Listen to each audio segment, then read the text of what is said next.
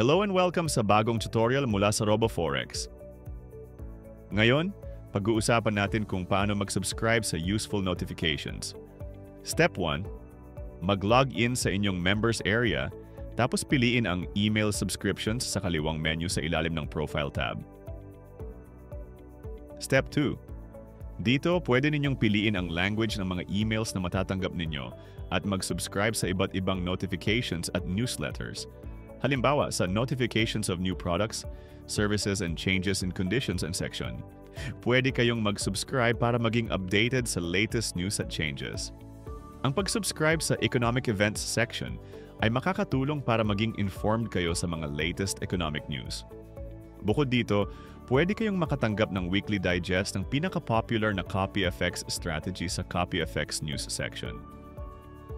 Step 3.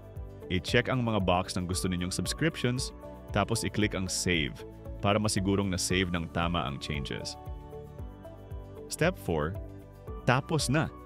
Confirmed na ang inyong email subscriptions. Pwede rin kayong mag-unsubscribe sa lahat ng email sa isang click lang sa Unsubscribe from all news. Kung gusto ninyong makatanggap ng mobile push notifications para sa MetaTrader 5 accounts, piliin ang Subscription to Push Notifications sa ilalim ng Profile tab. Para makatanggap ng push notifications, kailangan naka-install ang MetaTrader 5 app sa inyong smartphone o tablet.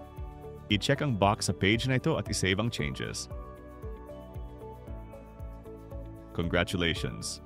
Ngayon, alam mo na kung paano mag-subscribe sa useful notifications gamit ang mobile. Maraming salamat sa pagpili sa RoboForex!